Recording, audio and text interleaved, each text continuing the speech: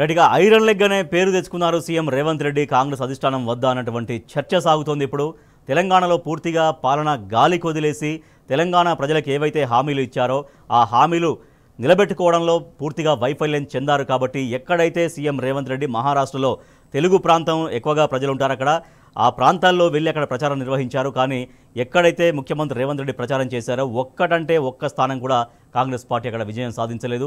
అక్కడ ఘోర పరాభవాన్ని మూటగట్టుకున్నారు. సో తెలంగాణలో పరిపాలన ఎఫెక్ట్ అనేది ముఖ్యమంత్రి రేవంత్ రెడ్డి ప్రచారం చేసినటువంటి ప్రాంతాల్లో చాలా స్పష్టంగా కనిపించింది అన్నటువంటి చర్చ జరుగుతోంది. ఎస్, మా ప్రతినిధులు సూరజ్ అండ్ లివిల్ ఇద్దరు మనకు లైవ్లో అందుబాటులో. రైట్ సూరజ్, కాంగ్రెస్ పార్టీ చాలా ఘోర పరాభవాన్ని మహారాష్ట్ర ఎన్నికల్లో మూటగట్టుకుంది. ముఖ్యంగా ముఖ్యమంత్రి రేవంత్ రెడ్డి ఎక్కడైతే ప్రచారం చేశారో అక్కడ ఒక్క సీట్లో కూడా కాంగ్రెస్ పార్టీ విజయం సాధించలేదు. పైగా ఘోర పరాభవాన్ని మూటగట్టుకుంది. అంటే ఇక్కడ పరిపాలన వైఫల్యం అనేది అక్కడ మహారాష్ట్రలో ఎట్లా రిఫ్లెక్ట్ అయింది? ముఖ్యమంత్రి రేవంత్ రెడ్డి అక్కడ ప్రచారం చేసినటువంటి ప్రచారాన్ని ప్రజలు ఎందుకు విశ్వాసంలోకి తీసుకోలేకపోయారు?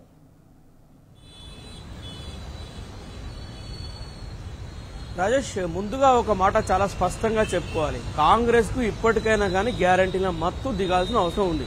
హిమాచల్ ప్రదేశ్ నుంచి మొదలుపెట్టి బిగిన గ్యారంటీల పర్వాన్ని దేశవ్యాప్తంగా అటు ఉత్తరాదిన ఇటు దక్షిణాదిన వినిపించే ప్రయత్నాలు చేశారు. హిమాచల్ ప్రదేశ్ లో 10 గ్యారంటీలు అన్నారు, సరే అక్కడ గెలిచారు. ఆ తర్వాత కర్ణాటకలో 5 గ్యారంటీలు అన్నారు. 5 గ్యారంటీల అమలుకు ఇప్పటి వరకు దిక్కు లేదు. హిమాచల్ ప్రదేశ్ లో కూడా 10 గ్యారంటీల అమలు తీరుపైన పెద్ద ఎత్తున విమర్శలు వస్తున్న విషయం తెలిస్తే ఆ తర్వాత దాన్ని ఆసరా చేసుకుని ఇక్కడ 6 గ్యారంటీలు తెలంగాణలో అన్నారు. తెలంగాణలో 6 గ్యారంటీలకు దిక్కే లేని పరిస్థితి.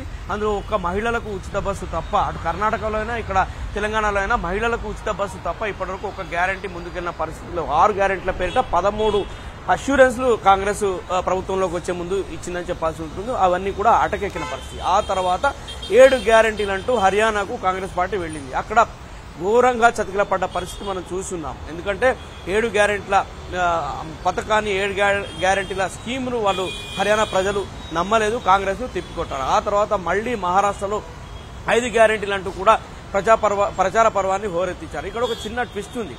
మొత్తంగా చూసుకుంటే కనుక అక్కడ కూడా ప్రజలు పూర్తిగా నమ్మలేదు. కాంగ్రెస్ ఏకంగా 17 సీట్లకు పడిపోవాల్సిన దుస్థితికి చేరుకుంది. అయితే ప్రధానంగా ఇక్కడ నుంచి తెలంగాణ ముఖ్యమంత్రి రేవంత్ రెడ్డి మంత్రివర్గం కూడా మహారాష్ట్రకు వెళ్లి పెద్ద ఎత్తున ప్రచారంలో పాల్గొన్న విషయం తెలిసిందే. ప్రధానంగా తెలుగు వాళ్ళు ఎక్కువగా ఉండే సరిహద్దు ప్రాంతాల్లో తెలుగు బెల్ట్లో వీళ్ళంతా కూడా ప్రచారం చేశారు. అయితే తెలంగాణలో కాంగ్రెస్ ఇస్తున్న పర్ఫార్మెన్స్ ఏంది అనేది తెలుగు వాళ్ళలో పెద్ద ఎత్తున చర్చ జరుగుతున్న విషయం తెలిసిందే. అప్పటికే బహిరంగ సభలకు పెద్ద ఎత్తున రావాల్సిన జనం ఎక్కడ కూడా కనిపించని పరిస్థితి. పల్చగా జనం మాత్రమే హాజరయ్యారు. కానీ అక్కడ ఎక్కడ కూడా ముఖ్యమంత్రి రేవంత్ రెడ్డి కావచ్చు, మంత్రులు పర్యటించిన ప్రాంతాల్లో జరిగిన సభల్లో ఇక్కడ కూడా ప్రజలు పెద్ద ఎత్తున హాజరైన పరిస్థితి. ఎందుకంటే ప్రధానంగా ఇక్కడ కాంగ్రెస్ పార్టీ ఏలుబడి ఎలా ఉందని చెప్పేసి మహారాష్ట్రలోని ఎక్కడెక్కడైతే ముఖ్యమంత్రి రేవంత్ రెడ్డి మంత్రులు తిరిగారో ఆ ప్రాంత ప్రజలందరికీ కూడా స్పష్టమైన అవగాహన ఉంది. ఈ నేపథ్యంలోనే దీన్ని చూడాల్సి ఉంటుంది. ఖచ్చితంగా తెలంగాణలో 6 గ్యారెంటీలు అన్నారు. ఇప్పటివరకు ఒక బస్సు గ్యారెంటీ తప్ప అమలు చేసిన పరిస్థితి లేదు. ఇక మహారాష్ట్రలో 5 గ్యారెంటీలు అన్నారు. మళ్లీ ముఖ్యమంత్రి స్వయంగా వెళ్లి అక్కడ తెలంగాణలో మేము హామీలన్నీ కంప్లీట్ చేశాము, 6 గ్యారెంటీలు అమలు చేశాము, రైతాంగానికి ఏదో చేసేశాము, ఫలానా వర్గానికి ఇది చేసేశాము, నిరుద్యోగులకు అది చేసేశాము అని అన్నారు. కానీ ఇప్పటివరకు ఏ ప్రక్రియ కూడా ముందుకు వెళ్ళలేదు. కనీసం పంట రుణమాఫీ అన్నారు, కానీ అది కూడా 40% మంది కూడా ఇవ్వని పరిస్థితి. 60% మందిలో పెద్ద ఎత్తున అసహనం కూడా ఉన్న పరిస్థితి. అంటే అటు నిరుద్యోగ యువత, ఇటు ఉద్యోగులు కావచ్చు, జీతభత్యాల వ్యవహారంలో, నిరుద్యోగుల నోటిఫికేషన్ల వ్యవహారంలో, రైతు భరోసాకు సంబంధించిన వ్యవహారాల్లో, ఇతర పంట రుణమాఫీ అందక ఆ వ్యవహారాల్లో, సన్నాలకు 10 రకాల సన్నాలకు ఏవైతే సబ్సిడీ ఇస్తా ఉన్నారో ఆ విషయంలో అసలు కొనుగోలు కేంద్రాల్లోనే కొనుగోలు లేని దుస్థితి, అక్కడ రైతులకు అన్యాయం జరుగుతున్న పరిస్థితి, ప్రతి విషయంలో ప్రభుత్వం అనుసరిస్తున్న వైఖరి తెలుసు. ఇవన్నీ వైఫల్యాలు ఒకవైపు ఉంటే మహారాష్ట్రకు వెళ్లి ఎన్నికల పర్వంలో భాగంగా తాము ఇచ్చేసాం అనేది ప్రగల్భాలు పలికారో వాటిని ఖచ్చితంగా మహారాష్ట్ర ప్రజలు నమ్మలేదని. సూరజ్, మహిళలకు ఉచిత బస్సు ప్రయాణానికి సంబంధించి కూడా అప్పుడు గ్యారంటీల్లో వాళ్ళు విడుదల చేసినటువంటి గ్యారంటీల్లో అది ఒక ఫస్ట్ చాలా ఇంపార్టెంట్ హామీ ఏంటి, మహిళలకు ఉచిత బస్సు ప్రయాణం ఆర్టీసీ బస్సుల్లో. కానీ ఎక్కడ ఎక్స్ప్రెస్లో మాత్రమే, తర్వాత డీలక్స్లో, సూపర్ లగ్జరీలో లేవు అని చెప్పలే. టోటల్గా ఆర్టీసీలో మహిళలకు ఉచిత బస్సు ప్రయాణం ఉన్నారు. కానీ కేవలం అది ఇప్పుడు తర్వాత చూస్తే కండిషన్ సప్లై లాగా ఓన్లీ ఎక్స్ప్రెస్ బస్సులకు మాత్రమే అనుమతించారు.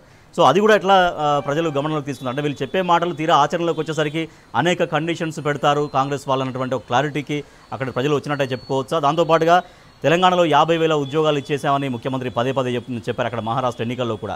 తర్వాత రైతు సమస్యలన్నీ కూడా సాల్వ్ చేశామని, ఇవన్నీ కూడా ఎందుకు అంటే వాళ్ళు అంత క్లీన్గా ఎట్లా గమనించగలిగారు క్లీన్గా?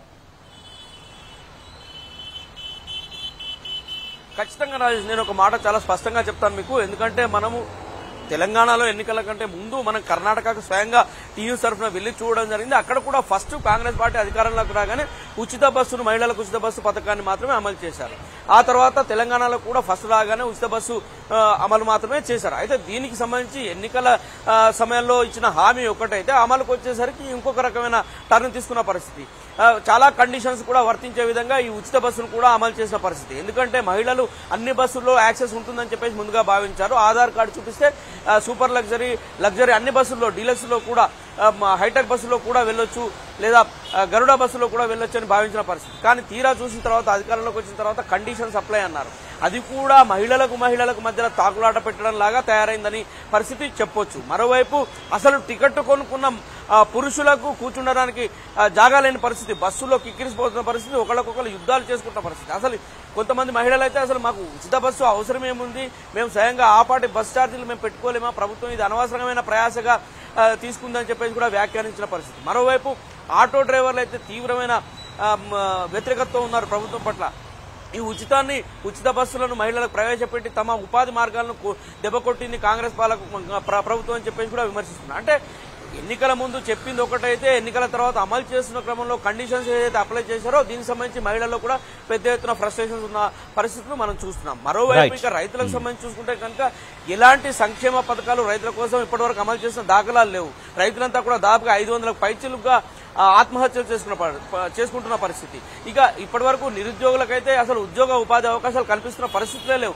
50,000 ఉద్యోగాలు ఏవైతే చెప్తున్నారో అవి గత ప్రభుత్వం ఇచ్చిన నోటిఫికేషన్లు వీళ్ళేదో అపాయింట్మెంట్ ఆర్డర్స్ ఇచ్చి తమ ఖాతాలో వేసుకుంటున్నారనే ఆరోపణ చాలా స్పష్టంగా వెలువెత్తున్న విషయం తెలిసింది. వీటన్నిటినీ కూడా మహారాష్ట్రలో ఏకవరు పెడితే తెలుగు బెల్ట్ అంతా కూడా కాంగ్రెస్ ను కానీ రేవంత్ రెడ్డిని కానీ నమ్మలేదనే సంకేతాలే ఈ రిజల్ట్ ద్వారా వచ్చాయని చెప్పాల్సి ఉంటుంది.